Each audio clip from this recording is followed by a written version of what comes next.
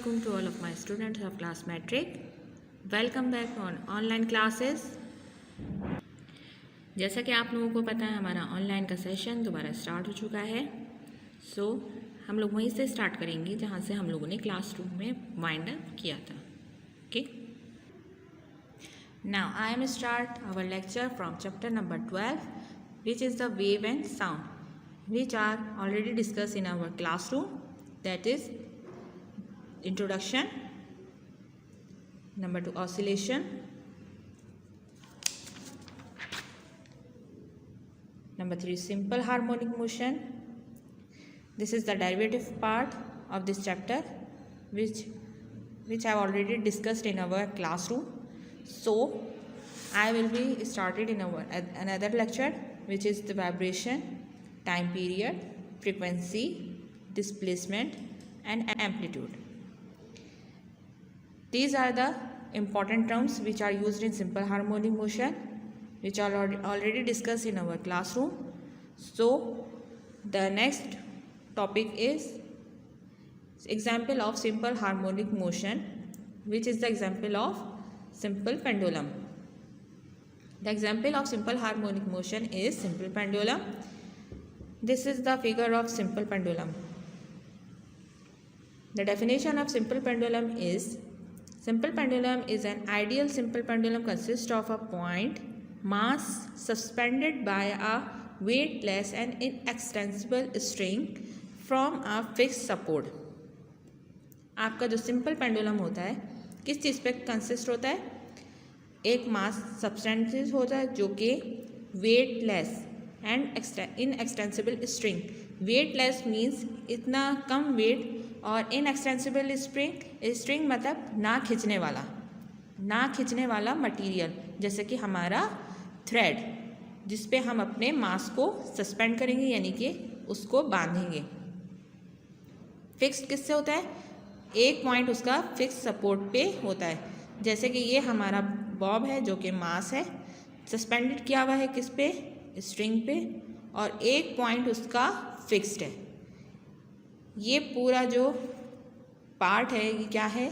Simple pendulum. Figure of simple pendulum.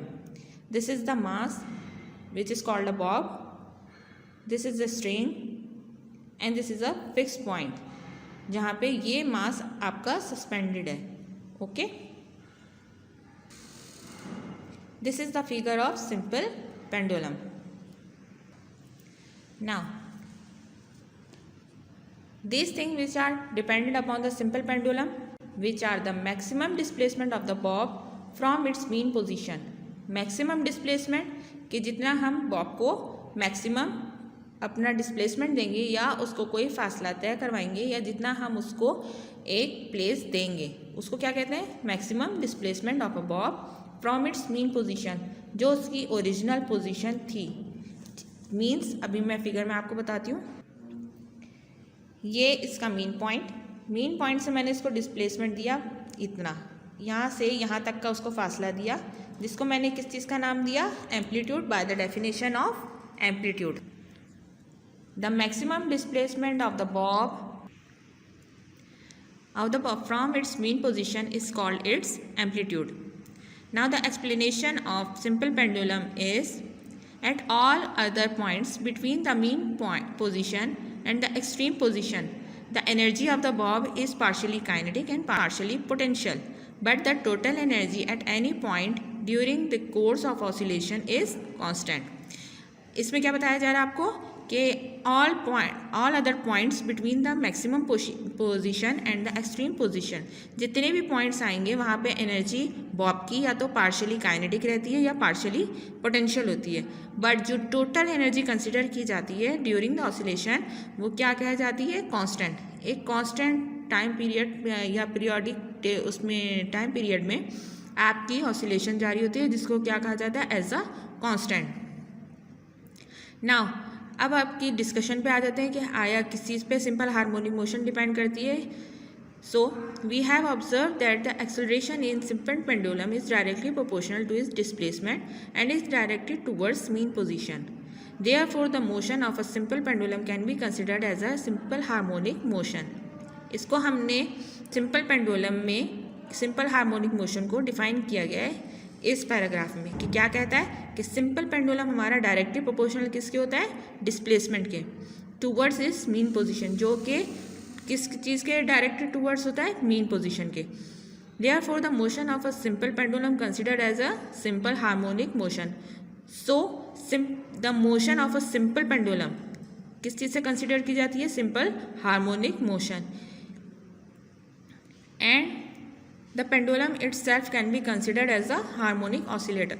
और pendulum मतलब pendulum किस चीज़ को मिलके बना, एक बॉब, उसके ऊपर जो स्ट्रिंग सस्पेंडेड हुआ है जिससे, और वो एक फिक्स पॉइंट, ये सारी शेप मिलके क्या बनती है, सिंपल पेंडुलम. इसको किस चीज़ से कंसिडर किया गया है, हार्मोनिक ऑसिलेटर से. उसकी जो पोजीशन होती है या उसकी जो मोशन होती है वो कौन सी होती है, हार्मोनिक ऑसिलेटर. और इसकी जो मोशन हम डिफाइन करते हैं वो क्या डिफाइन करते हैं, simple harmonic motion. Now, if the amplitude of a motion is sufficiently small, then the time period t of a simple pendulum is given by.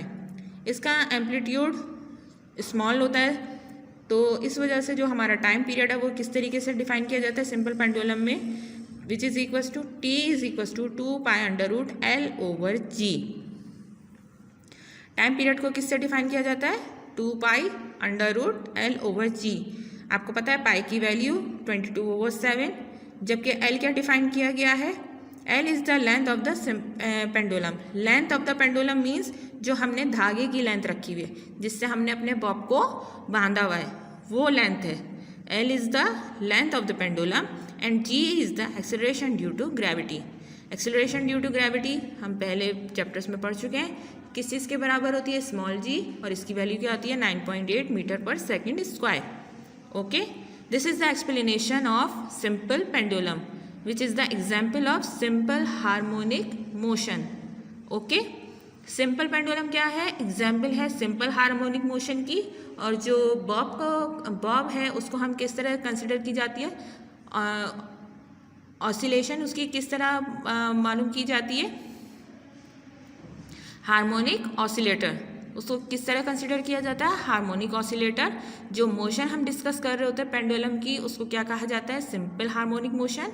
और इसका जो एम्पलीट्यूड है छोटा होने की वजह से इसका टाइम पीरियड किस में डिफाइन किया जाता है, t is equals to 2π√L/g. L क्या चीज़ है हमारे पास, लेंथ ऑफ द पेंडुलम, और g हमारे पास क्या है, acceleration due to gravity, which is equals to 9.8 metre per second squared. Okay, ना अब आपको एक टर्म और देखने को मिलेगी नीचे जिसको हम कहते हैं second pendulum. What is the second pendulum?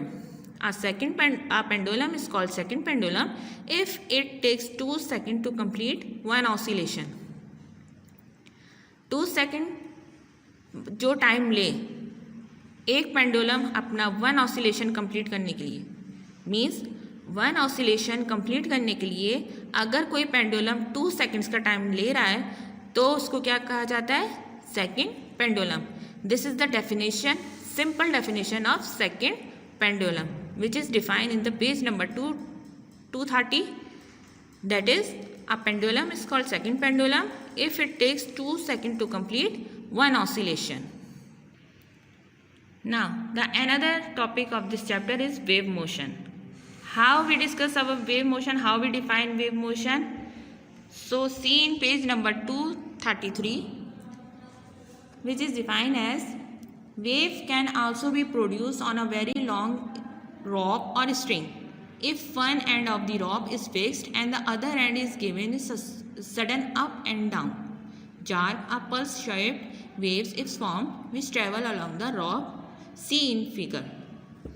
Now see in this figure example of wave motion which is discussed as, आपके पास एक स्ट्रिंग है, एक धागा लीजिए, उसको एक जगह पे फिक्स कर दीजिए, उसका एक पॉइंट फिक्स कर दीजिए, दूसरा अपने हाथ में रखिए और उसको अगर आप हल्का सा मूव करवाएंगे, मूव किस उसमें, अप एंड डाउन, मतलब उसको थोड़ा सा झटका देंगे तो वो शेप कैसी हो जाएगी, उसकी कुछ वेव बननी शुरू हो जाएंगी उसमें. इस तरीके से कुछ ऊपर नीचे आपका धागा मूव करने लगेगा. इस मोशन को बेसिकली क्या कहा जाता है, वेव मोशन.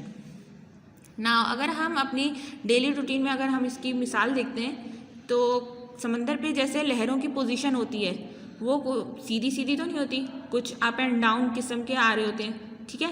कभी लहर बड़ी होती है, कभी छोटी हो जाती है, फिर बड़ी और छोटी। इस तरीके की जो पोजीशन होती है उसको किस तरीके से डिफाइन किया जाता है?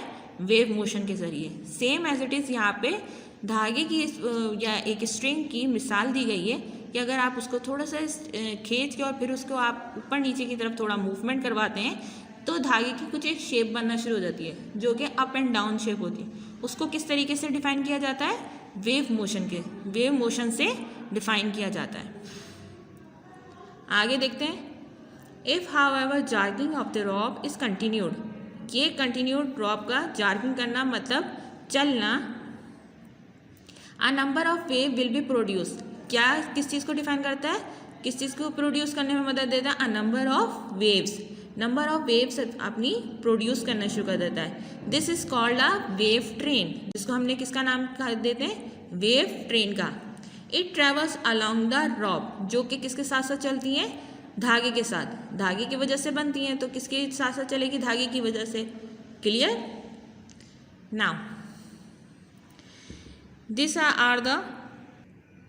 are more defined in page number 235, which is there are many kinds of wave depending on the kind of a disturbance that is created by the sound source of a wave and the kind of a material or medium the wave travel through.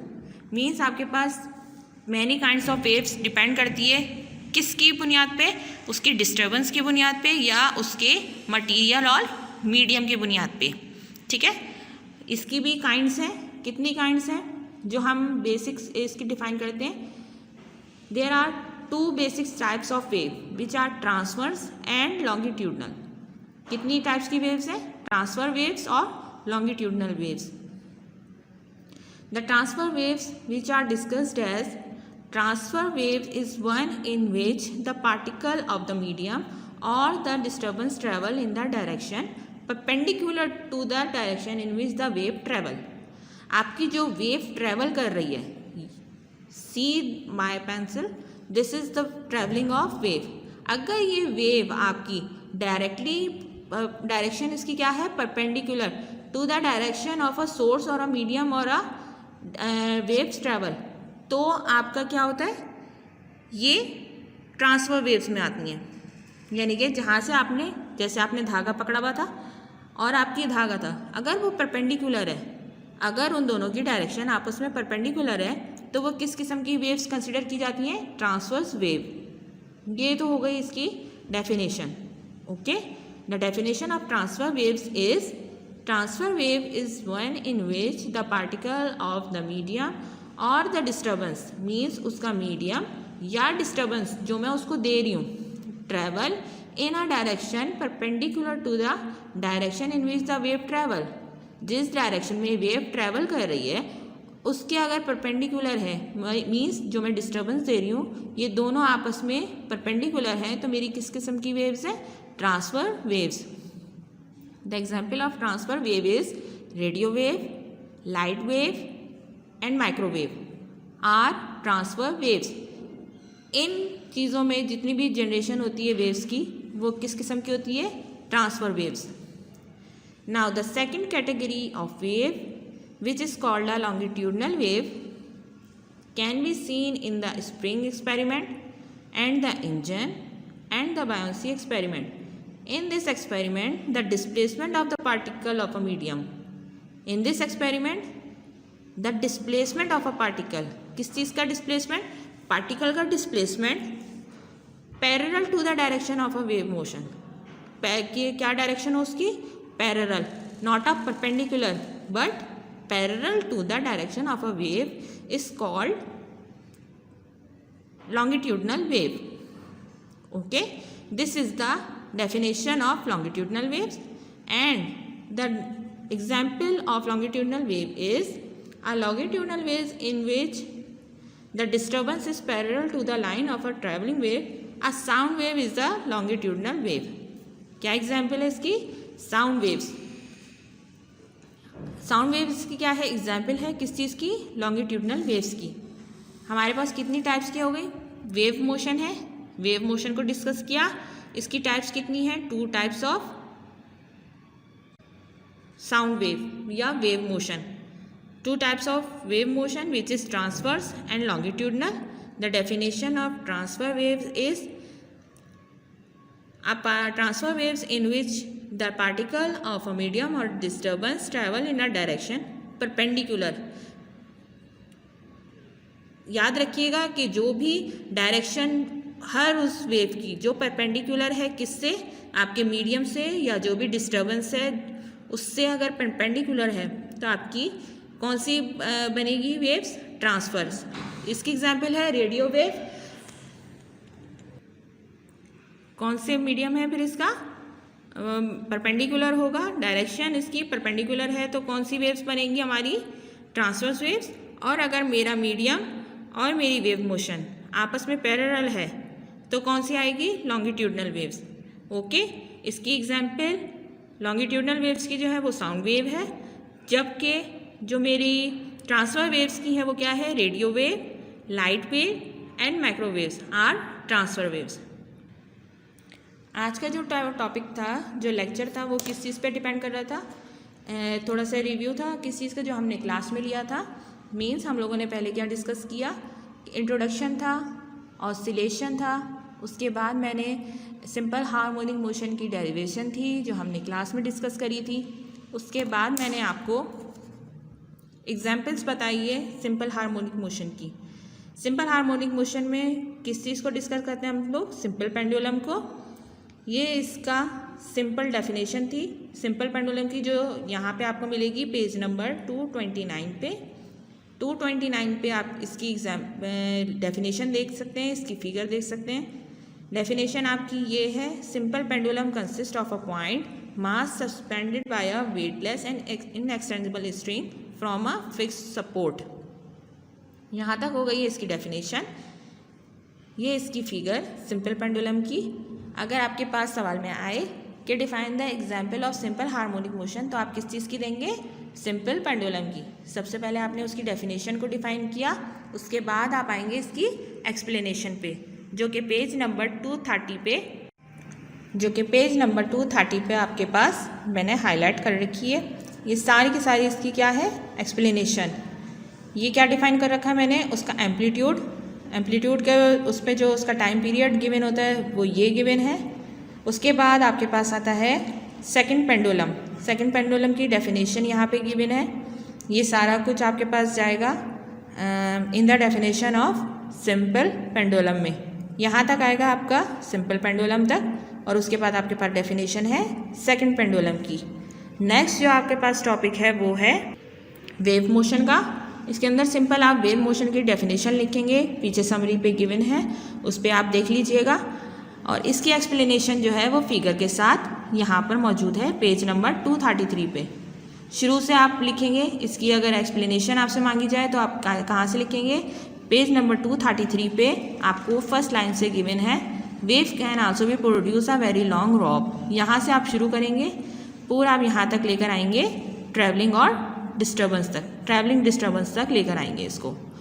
इसके बाद आपके पास जो types define की गई हैं वो आपके पास 2 types इसकी डिफाइन की गई हैं. पेज नंबर 235 पे इसकी टाइप्स डिफाइन की गई हैं, which is the transverse and longitudinal waves. Definition आपके पास गिवन है ट्रांसफर वेव्स की और लॉन्गिट्यूडनल वेव्स की. Definition plus example of transfer wave which is given in page number 235, and the definition and example of longitudinal waves both are given in page number 235. So this is our complete lecture. इंशाल्लाह अगले lecture में मुलाकात होगी. अल्लाह हाफिज़.